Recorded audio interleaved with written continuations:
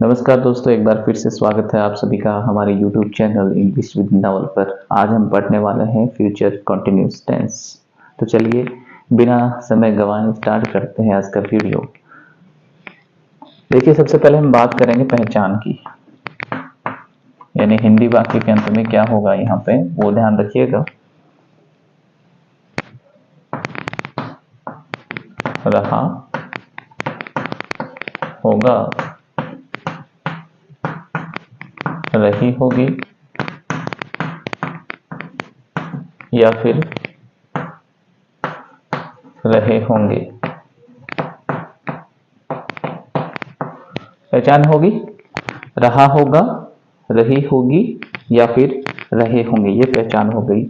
अब बात करते हैं यहाँ पे सहायक क्रिया की।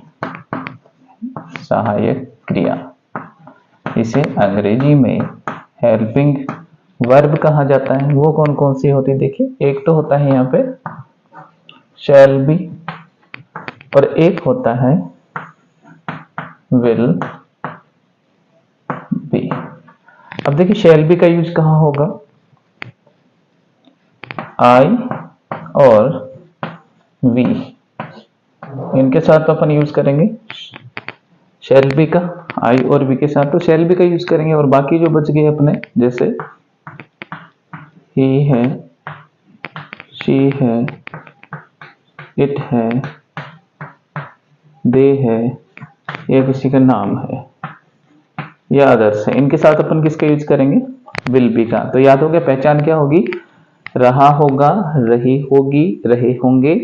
सहायक क्रिया हेल्पिंग वर्ब आप ध्यान रखेंगे, शैल बी और विल बी का यूज करेंगे। आई और वी के साथ शैल बी का अपने को यूज करना है, और ही, शी, इट, एनी नेम इसके साथ अपने को क्या लगाना है, विल बी अपने को लगाना है। अब यहाँ पे जितनी वर्ब्स होंगी ना, वो कौन सी वर्ब होंगी, प्रोग्रेसिव वर्ब्स होंगी। कौन सी वर्ब होंगी, प्रोग्रेसिव वर्ब होंगी। इसका मतलब क्या है, यानी जो मुख्य क्रिया होने वाली है यहाँ पे, है ना, मुख्य क्रिया की जो फर्स्ट फॉर्म होगी उसमें अपन क्या जोड़ेंगे, आईएनजी। क्या जोड़ेंगे, आईएनजी, यानी मुख्य क्रिया की फर्स्ट फॉर्म में क्या जुड़ने वाला है, आईएनजी जुड़ने वाला है ना। जैसे गो प्लस आईएनजी गोइंग हो जाएगा, है ना। R U N, run plus ING क्या हो जाएगा, रनिंग हो जाएगा। R U double N ING हो जाएगा, है ना। एडवर्ब्स की बात करें तो यहाँ पे लिखी है, लास्ट में एक बार और चर्चा करेंगे। एट दिस टाइम हो सकता है, एट दिस मोमेंट हो सकता है, और उनके साथ फ्यूचर टाइम हो सकता है ना। दीज डेज हो सकता है, दीज वीक्स हो सकता है, दीज मंथ्स हो सकता है, और उसके बाद में फ्यूचर टाइम हो सकता है। ये हम एक्सरसाइज है जो लास्ट में करेंगे। ये एडवर्ब ध्यान रखिए अपने को, सबसे ज्यादा adverbs at this time, at this moment, और आगे कुछ भी हो सकता है, जैसे टुमारो भी हो सकता है, नेक्स्ट डे भी हो सकता है, नेक्स्ट वीक भी हो सकता है। उस टाइप से यहाँ पे कोई ना कोई फ्यूचर का वर्ड मिल सकता है ना। पहचान हो गई, रहा होगा, रही होगी, रहे होंगे। Helping verb shall be, will be हो चुकी है यहाँ पे। उसके बाद में मुख्य क्रिया की फर्स्ट फॉर्म है, उसमें आईएनजी लगाना है। अब चलिए हम स्ट्रक्चर पढ़ते हैं। अफर्मेटिव का क्या होगा, जैसे हम सेंटेंस लेते हैं पहले, जैसे ममता भोजन पका रही होगी। पहचान हो गई ना, रहा होगा, रही होगी, यानी फ्यूचर कंटिन्यूअस आएगा। अब स्ट्रक्चर देखिए कैसे बनता है। सबसे पहले सब्जेक्ट काम करने वाला जो है यहाँ पे लिख देंगे ममता, है ना। अभी अपन ने पढ़ा था आई और वी है, उसके साथ शैल बी, यानी आई और वी नहीं है, इसका मतलब विल बी लगेगा, सीधी सी बात है। तो क्या हो जाएगा, विल बी हो गया। तीसरी बात है, हमने क्या कहा था, ऐसी वर्ब्स होंगी जो प्रोग्रेसिव वर्ब्स होंगी। स्टेटिव वर्ब्स काम में नहीं लेते यहाँ पे अपन, यानी ऐसे वर्ब्स जिनमें आईएनजी लगाया जा सकता है। अब यहाँ पे भोजन पकाना क्या होता है, कुक होता है ना। पकाने की अंग्रेजी क्या होगा, कुक, यानी आईएनजी जोड़ेंगे तो क्या हो जाएगा, कुकिंग हो जाएगा। तो क्या हो गया, ममता विल बी कुकिंग। अब ऑब्जेक्ट बच गया ना, भोजन, भोजन को क्या कहेंगे, फूड कहेंगे, है ना। तो ये हो गया। अब आप पैटर्न इसका समझ सकते हैं क्या होता है ना। सबसे पहले क्या लिखा गया देखिए, सब्जेक्ट लिखा गया है, उसके बाद में आप हेल्पिंग वर्ब यूज करेंगे। हेल्पिंग वर्ब क्या है यहाँ पे, विल बी या शैल बी, लेकिन यहाँ पे ममता है इसलिए विल बी लगाया है। उसके बाद में क्या किया देखिए, मैनुअल की फर्स्ट फॉर्म में क्या जोड़ा है, आईएनजी जोड़ा है ना, और उसके बाद में क्या है, ऑब्जेक्ट। तो ये पैटर्न समझ में आ गया होगा। सबसे पहले क्या करना है, अफर्मेटिव में सब्जेक्ट लिखना है ना। उसके बाद में हेल्पिंग वर्ब है, हेल्पिंग वर्ब दो ही रहने वाली है, या तो शैल भी लगा दो सब्जेक्ट के अकॉर्डिंग, या फिर क्या लगा दो, विल भी लगा दो। फिर मैनुअल की फर्स्ट फॉर्म में आईएनजी जोड़ दो और फिर क्या लिख दो, ऑब्जेक्ट लिख दो। इस तरह से ये सेंटेंस अपना कंप्लीट होता है। एक और देखिए सेंटेंस लिखते हैं।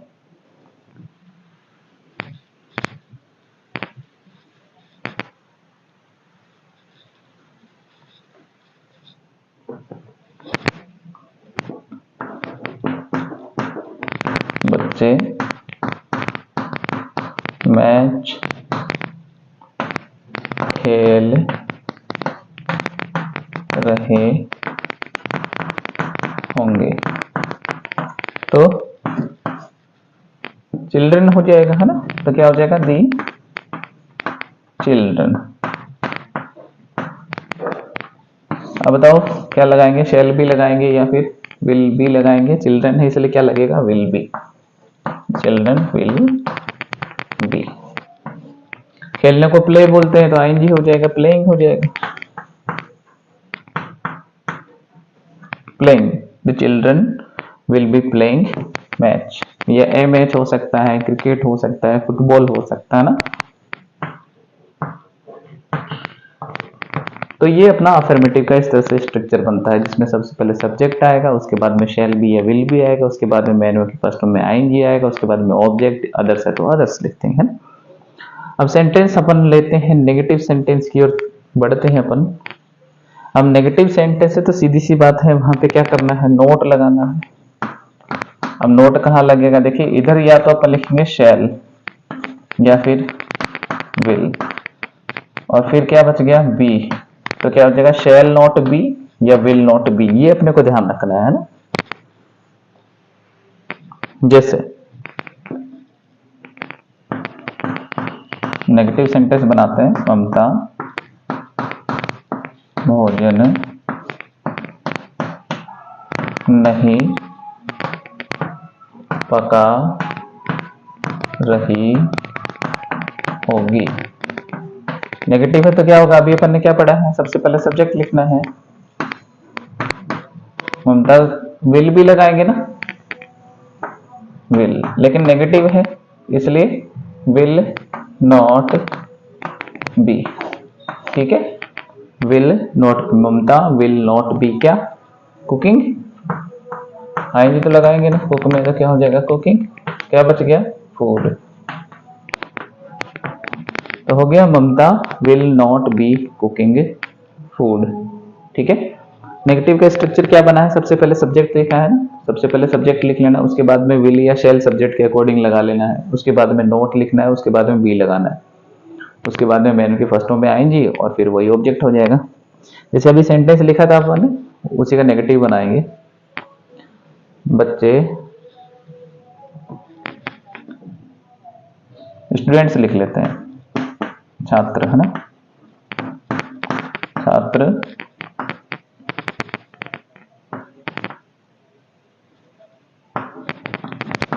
फुटबॉल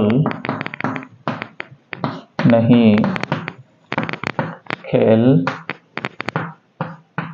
रहे होंगे। ये सेंटेंस अपन ले लेते हैं, नेगेटिव बनाएंगे।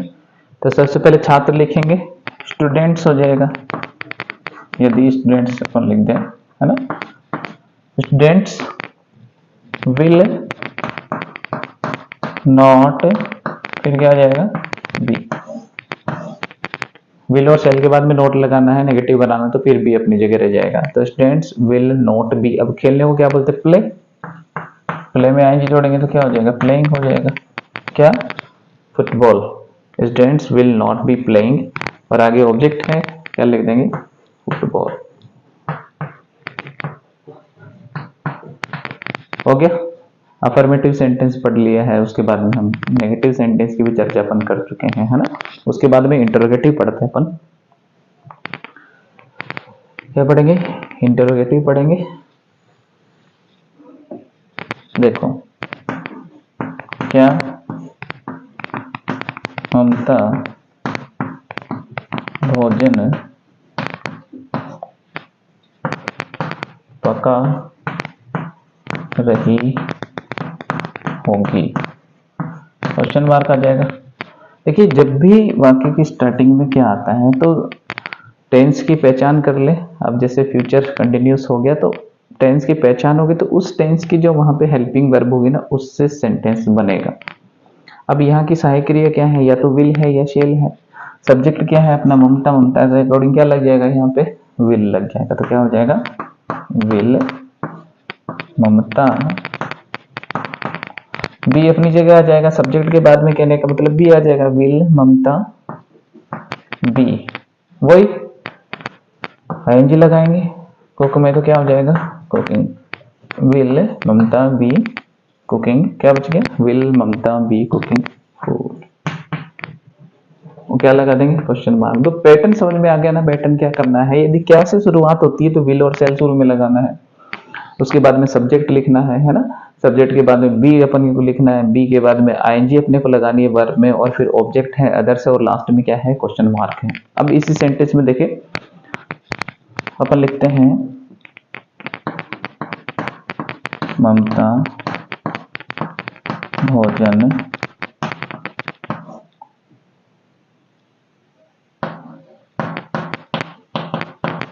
कैसे पका रही होगी। ममता भोजन कैसे पका रही होगी, तो WH वर्ड है ना, तो सबसे पहले उसी WH वर्ड को लिख दो। कैसे को क्या बोलते हैं, हाउ। WH वर्ड लिखा है, फिर पैटर्न सीधा यही आ जाएगा। WH वर्ड के बाद में क्या लगाना पड़ता है अपने को, विल या शेल। तो यहाँ पे ममता के अकॉर्डिंग क्या हो जाएगा, तो क्या हो जाएगा, हाउ विल ममता, फिर बी लगाना है, फिर cooking, how will Mamta be cooking, फिर क्या बच गया, फूड, और लास्ट में क्या आ गया, क्वेश्चन मार्क आ गया। तो इस तरह से हम क्या बना सकते हैं, इंटरोगेटिव सेंटेंस बना सकते हैं। दो तरीके हैं, या तो हेल्पिंग वर्ब से बनाओ, कब बनाओ, यदि शुरू में क्या आता है ना, और बीच में प्रश्नसूचक शब्द आता है तो सबसे पहले उसको लिखो। फिर वही तरीका जो यहाँ अपने काम में लिया है, WH वर्ड सबसे पहले लिख देंगे, WH वर्ड आता है तो उसके बाद में क्या लिखी जाएगी, सहायक क्रिया। सहायक क्रिया दो ही है, तो विल या शेल। उसके बाद में सब्जेक्ट लिखा जाएगा, सब्जेक्ट के अकॉर्डिंग तो विल और शेल लिखोगे, उसके बाद में सब्जेक्ट के बाद में बी लगाना है, फिर आईएनजी जोड़ना है, फिर ऑब्जेक्ट, और लास्ट में क्वेश्चन मार्क आ जाएगा, है ना। अब कई बार सेंटेंस इंटरोगेटिव नेगेटिव भी हो जाता है। मान लीजिए ममता भोजन कैसे नहीं पका रही होगी, तो नहीं है इसका मतलब नोट लगाना है। नोट कहाँ लगाना है, यहाँ लगेगा, यानी बी के पहले नोट लगेगा। क्या हो जाएगा,